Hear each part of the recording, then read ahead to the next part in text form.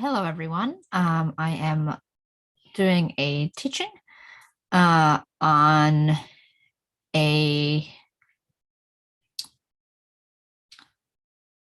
sorry, I'm trying to get my head straight. So I just wrote a blog on Simon's mother-in-law, and this is gonna be a series of blogs and videos regarding Yeshua's interaction with women in general. And so there are many instances of this, and not only just explaining what's going on in the passages, because obviously anyone can pick up the scriptures and read the passages themselves, but I wanted to also put my perspective as an Orthodox Jewish woman, as well as trying to bring this into a more Jewish context, because many of you probably you're either, if you're coming from an Orthodox Jewish perspective, probably not even familiar with the passages, because generally speaking, they're not read or read by very few. And then those of you who are Christians understand it probably very differently than you understand it from a more Christian perspective versus the Orthodox Jewish insights that I hope to bring you in this video series. And this is also written down on the blogs. If you go over to ahavischanam.com, if you go there, you will see all this written out. So I'm basically going to be reading the passage and then going through what I wrote. I'm not going to be reading it on it, but I want this to be more of a discussion point. And I am live here on YouTube, so I have my video on the side here. So if you have any comments, if you happen to be seeing this, I would love to have interaction and sharing with you, or live answering questions and things like that. So I hope that this is edifying to you. So what I'm going to do is I'm going to be pulling up a screen. Let's see here. Oh, here. I'm also going to copy a link so others on our Facebook can see us as well. So I'm going to go ahead and share with people there. So just give me a moment to do that. And then I'm going to read the passage that we're going to be studying, which will be in a couple of different places, but I'm going to read one from Luke right now. So just give me a moment.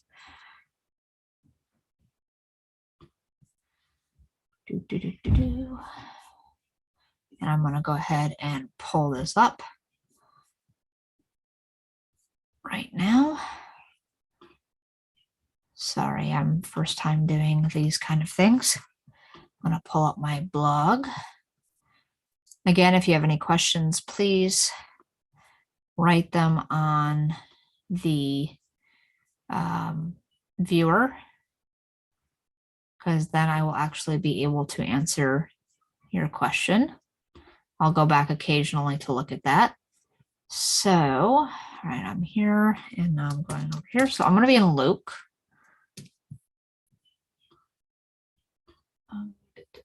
Sorry, Luke 4 specifically. And I'll be referencing a couple of other accounts as well. So I'm going to copy and paste this. Sorry, I have a lot open here, so I'm going to go ahead and open these things. I'm also giving time for people to get on too. All right, so we're going to read actually all of the accounts. There's only a couple of verses each one. Just checking to see if anyone logged in here. Okay, so here's the account from Matthew 8.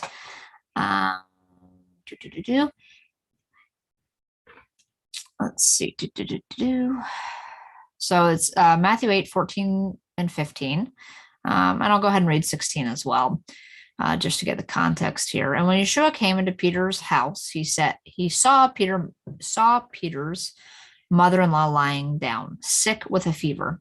Yeshua touched her hand, and the fever left her, and she got up and began to take care of him. So it's specifically saying him specifically. When evening came, the people brought to him many who were afflicted by demons. He forced out the spirits with a word and healed all who were sick. So was fulfilled what was spoken through Isaiah the prophet, saying, He himself took our sicknesses and carried away our diseases. So that is the one from Matthew. Mark 1, it's in verse 30. Let's see. Okay, starting in verse 29, this is in Mark 1. As soon as they left the synagogue, they went with Jacob and John to the house of Simon and Andrew. Now, Simon's mother-in-law was lying sick with a fever. Right away, they told Yeshua about her, and he came and raised her up by taking her hand. The fever left her, and she began to take care of them. When evening came at sunset, the people brought to him all the sick and those afflicted by demons. The whole town gathered together at the door. He healed many who were sick with various diseases and drove out many demons, and he would not allow the demons to speak because they knew who he was. So that's the one from Mark. And last one from Luke. This does not appear in Yochanan, by the way. All right. I'm going to read a little bit more from Luke. So just to give you some context, and it's Luke 4. And you have the episode of him in the synagogue reading the prophecy from Isaiah, which we're not going to talk about that particular thing, but just to set the context of what's happening. He's going to synagogue at Shabbos. And so let's see, where is it? Okay, now, sorry, I'm looking for specifically. He left the synagogue. Yeshua entered Simon's house. Simon's mother-in-law was suffering from a high fever, and they petitioned him concerning her. Then, standing over her, he rebuked the fever, and it left her. Immediately, she arose to wait on them. When the sun was setting, after Shabbos, they brought to Yeshua all who were sick of various diseases, and he was laying hands on each one and healing them. Even demons were coming out from many, shouting out and saying, "You are Ben Elohim." But he was rebuking them and not permitting them to speak because they knew him to be the Messiah or the Mashiach. So just in terms of context, verse 31 in the same chapter, Yeshua came down to Capernaum, to a town in the Galilee. He was teaching them on Shabbat. And they were astounded at his teachings because his message and authority, and it goes through a healing he does there in public. And they were also, there's a whole episode there which we can go through later. So this is very, the point is that this is happening on Shabbos. Let's see now. Going to my little blog here. So I wrote this blog. Again, you can go to Chavos Chaim. And I wanted to bring a few points. So I've read the passages, so I don't have to summarize it for you. There's a summary that I put on the blog. So it's on Shabbos. She's got a high fever. He heals her, and then she gets up to serve a meal. And so I just wanted to point out a couple of interesting things that I noticed as an Orthodox Jewish woman myself, that came to mind when I was reading the passages. So, and not all three of them, but in two of them, it talks about Yeshua touching her. So there's 2 points of halacha here that I want to discuss. The touching aspect, which is known as shomer negia. And so that's point 1. So discussing how does Yeshua end up touching her, because normally this isn't allowed, men and women touching. And we'll get into that in just a moment. Point 2 I want to go over is Shabbos and healing in general. And like I mentioned before this episode of him healing the mother-in-law, he did a very public healing of a man in the synagogue. Making this smaller so I can see anyone commenting here. Give me just a second. All right, again, if you have any comments, please feel free to make them and I will do my best here. Okay, so Shomer Negia. So this is sort of you need to understand what Shomer Negia is in terms of Orthodox Jewish halacha, to really understand what the potential issue is. And when you kind of a couple of an account that you read and you just see a show of touching a woman is a big problem halachically, on the face, until you kind of delve into the halacha of what Shomer Negia is. So first, let's cover what it is. So Shomer Negia is like literally guarding one's touch. This applies to both men and women, and just it technically means men and women touching in an affectionate way. So technically, more casual, things that we do in society, handshakes and whatnot, aren't typically seen as affectionate. But generally speaking, the halakha says we don't even shake hands. And also men and women who are married. So a married couple is not permitted halachically to show affection to each other, physically speaking, in public. So no making out, not even holding hands. And this isn't because it's not because Judaism doesn't hold to, it's not saying that married couples should not be, physically attracted to one another or have physical contact, unless you're talking about niddah, but that's another topic. But it's the issue of, so why is a married couple not able to have casual contact in public, or especially affectionate contact in public? So not to tempt others. So let's say if you're walking down the street and you're holding your spouse's hand or you're kissing them or whatever, someone might see that and be tempted themselves in some way, and you don't want to cause others to sin. So or others to do averas. So it's guarding not only yourself, and also the privacy of a couple, that when you are physically affectionate to your spouse, it should be something that's done in private. And also too, it's a good guard for men and women in general, not to touch one another. It's not appropriate. So a married man should not be touching other women, even casually, such as a handshake and things like that. It may be an extreme. It may seem like an extreme to people who aren't used to it. Like especially I grew up in the South. So the South, everyone's hugging each other and giving each other handshakes at least, and that's just not done in the Orthodox Jewish community. And it's not because, it's actually it's to have that extra guard for making sure that nothing inappropriate ever happens between men and women. And especially because generally speaking, in the Orthodox community, you have people getting married very young. So it's avoiding temptation, it's avoiding Mars ion issues, it's avoiding having other people think about inappropriate thoughts and things like that. So if you have a married couple showing affection for one another, maybe there's a single guy around who's having, has temptations and things like that, and you don't want to encourage that in them. And also you have niddah issues where a woman, it's presumed that all girls 12 and over are in niddah state, and actually halachically all girls who have reached puberty and are in that niddah are basically presumed to be niddah. So you have the halakhic issue of a man is not allowed to touch a niddah. You're not even allowed to touch your wife when she is in niddah. Again, a much larger topic.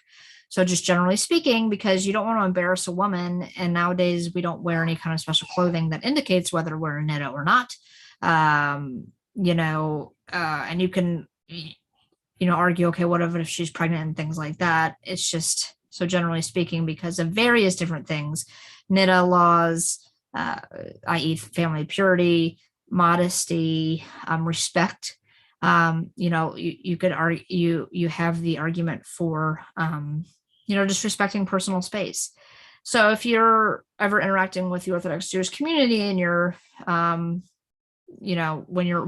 you're talking to interacting with the opposite sex, there's just no touching. It's not an issue of, and I, don't need to reiterate all the reasons why.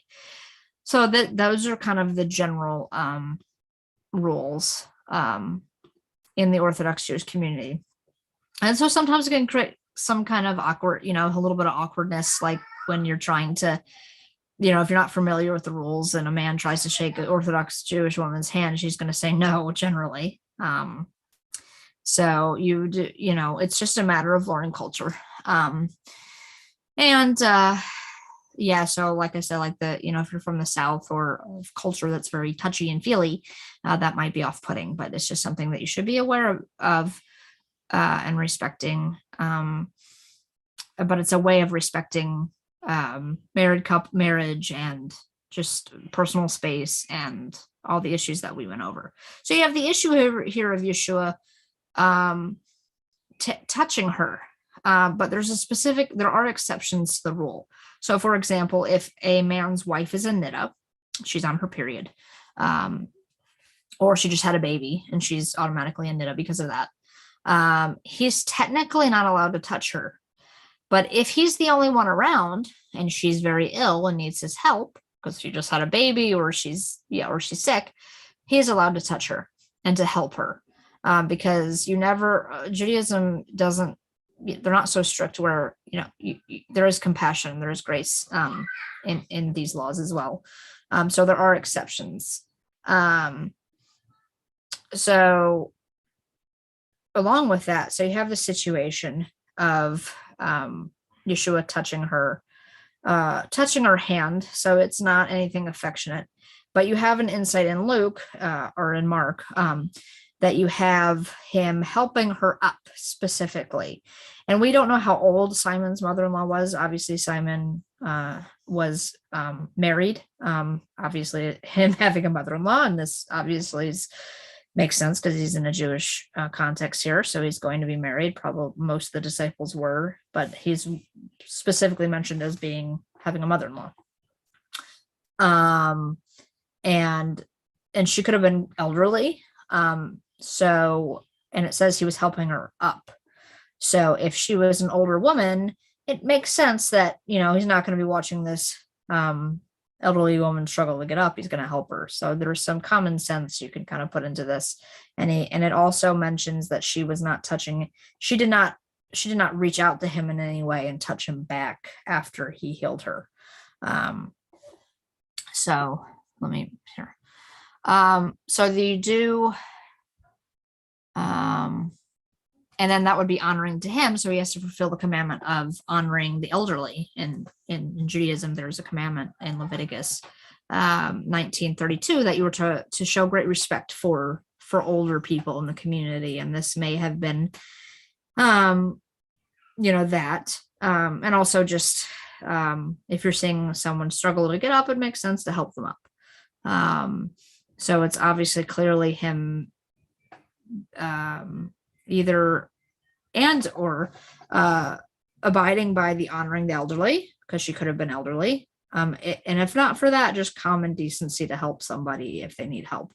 And the beds were very low at the time. So you would have, that issue of it would make sense to help her, especially because she had just been healed. And so she might not be expecting to be able to get up. So he was encouraging her, I'm healing you, get up, you can function.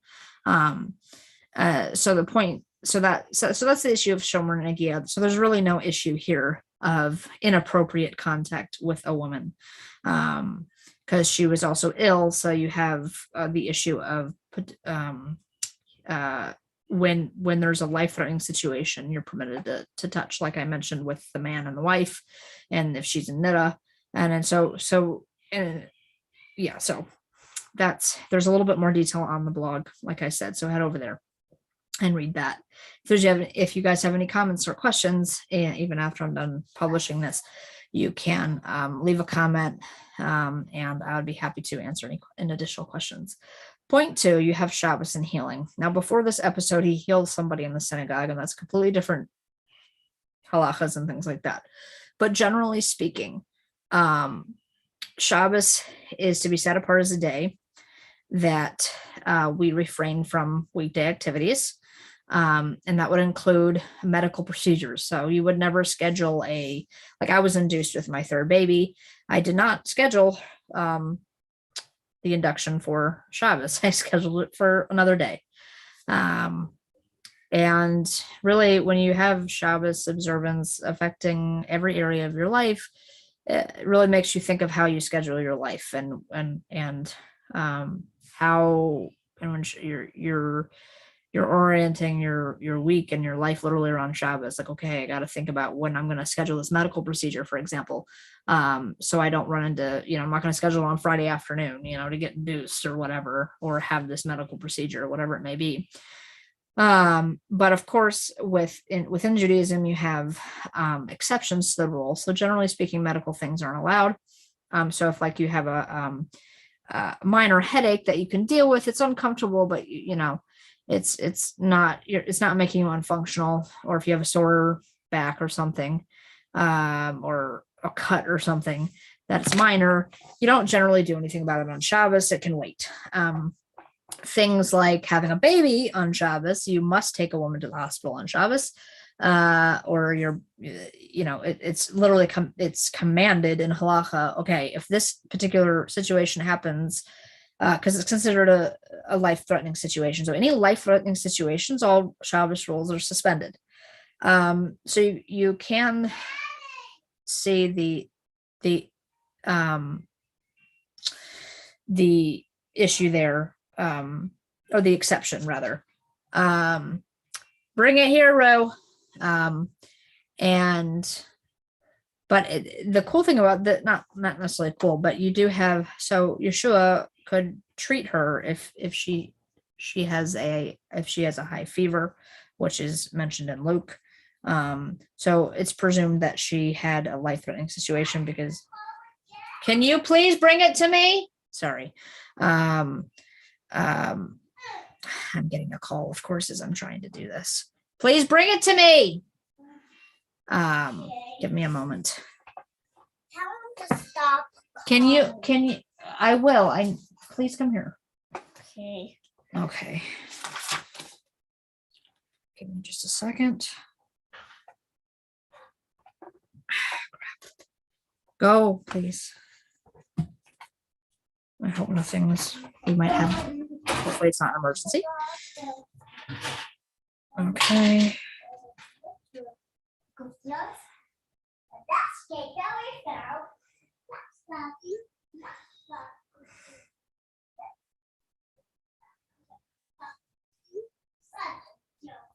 All right, give me just a moment.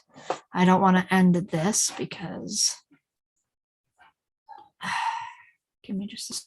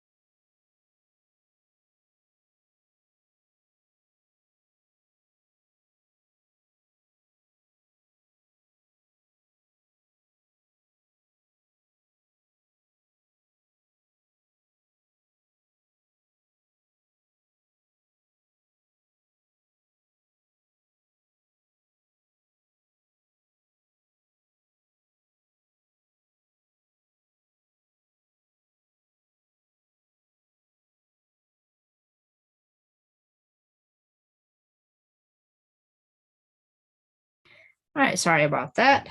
Just wanted to make sure that wasn't an emergency. Kids, come here.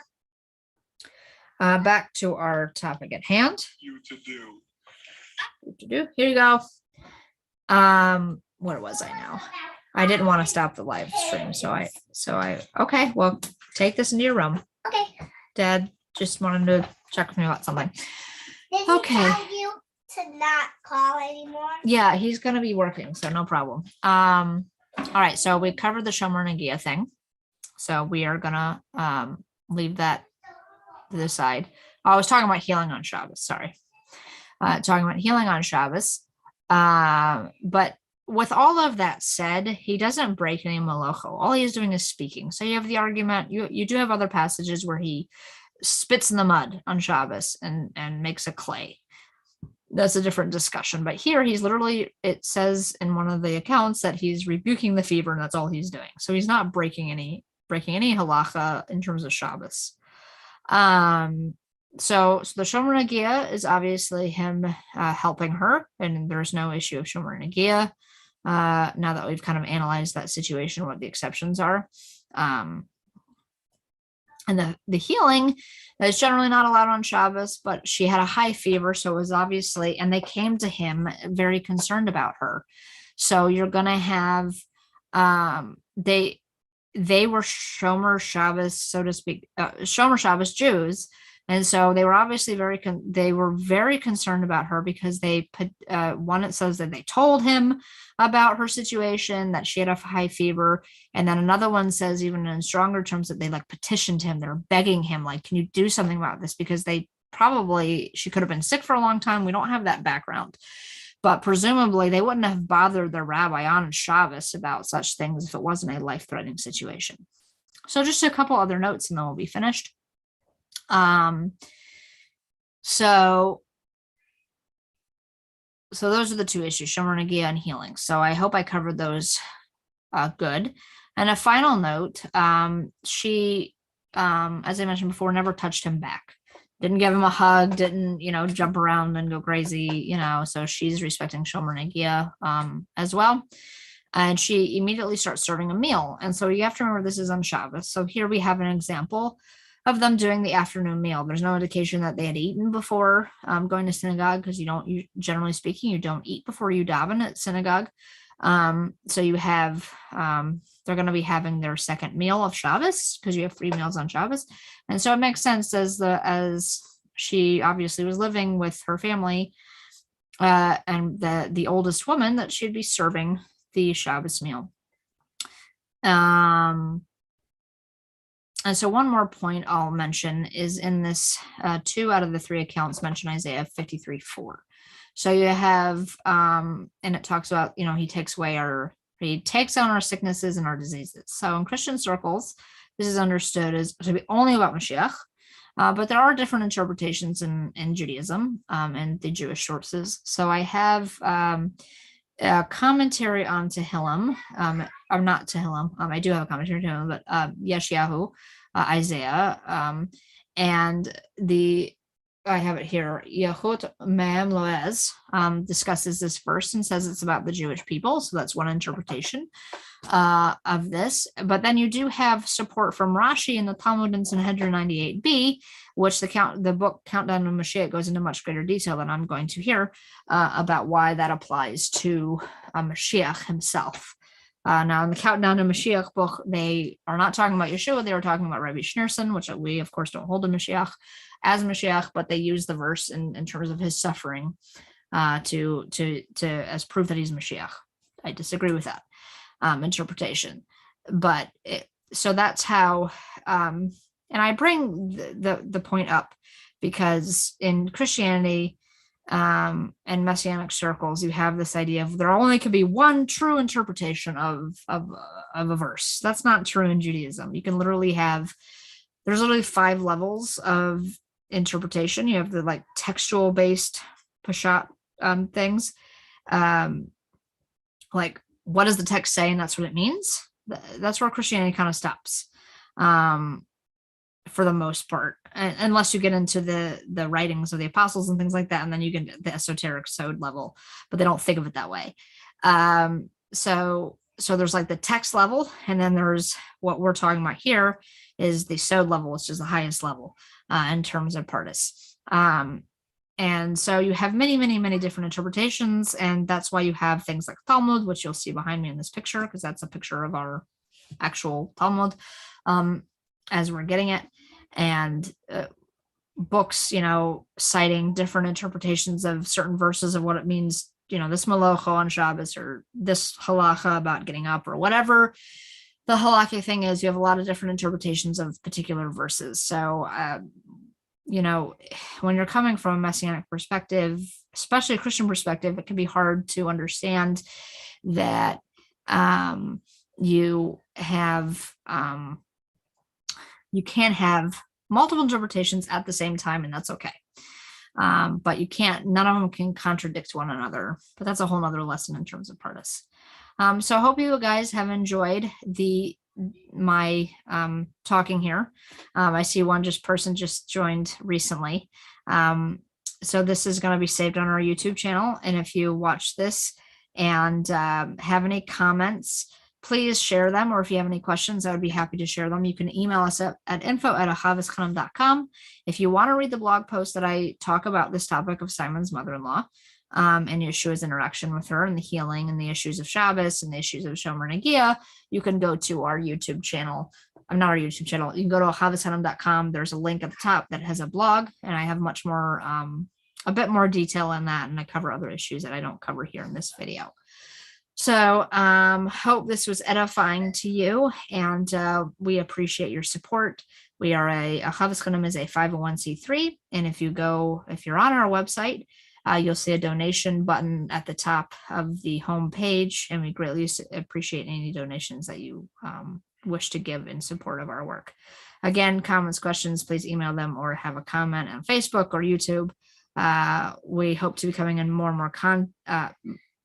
more and more content for y'all, and we are currently working on a plan to come out with exclusive content for paid patrons of our work, which we'll be coming out with more information once we get that done. And just to give you kind of a taste a little bit of what we want to do, I plan to do with my children, my two older ones anyway, to do a Messianic Parsha children's podcast and video series that will only be available for those who are patrons.